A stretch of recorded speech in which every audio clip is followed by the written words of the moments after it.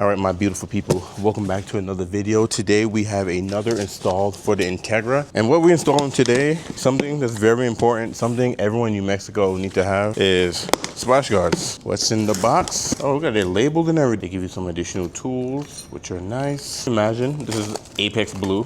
Instead of liquid carbon, and it is liquid carbon. Yeah, it's perfect. So some people call these things mud flaps, but they're pretty much, you're not throwing rocks at people behind you. You know, when it's raining, you're not throwing water at people behind you. The tire will throw all types of mud, dirt, debris on this area here. Same thing on the front there. So some people may not even care to add this to their car. I think the Integra is a very, beautiful looking car, but it looks very round. Splash guards definitely will be a nice vibe to add on to the Integra. So that's what we're gonna do today. We're gonna start with the front driver. I'm just gonna get in the car, turn the wheel so I can get an easier access to these pieces right here. All right, so here's the left driver. Look like there's two holes, one here, and one at the bottom too. I have to make a hole up here. So I got a thumbtack and pretty much I'm just gonna poke through the middle, and that made a hole there.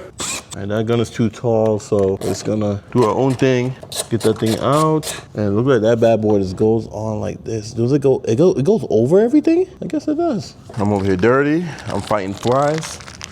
Oh my God, I'm gonna kill this fly. This is probably one of the easiest install you can do on your Integra, 100%. I don't know if you guys see this fly flying around the car, but I swear I'm gonna kill this dude.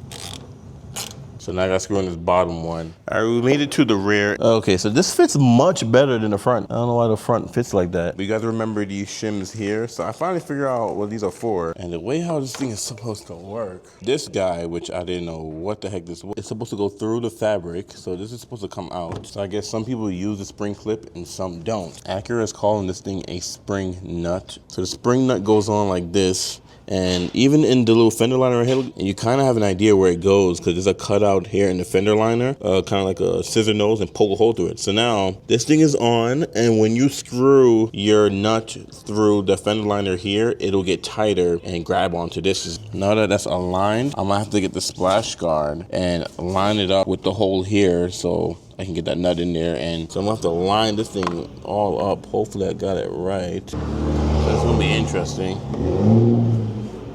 Got my neighbors in here wowing. Okay, I can feel it. I think it's in the hole. I gotta bust out the gear wrench. Not much of a gap as before. And then this is the other side. Yeah, so this bottom part has more of a gap because I think that spring clip is not right here in the middle that helped close this up. So we're gonna do the same thing on this side. Remember how that looks, and let's see how it turns out. I think it's beautiful. I think the splash guards does help. It added a little, a little razzle dazzle to the Integra and make it look a little less bubbly.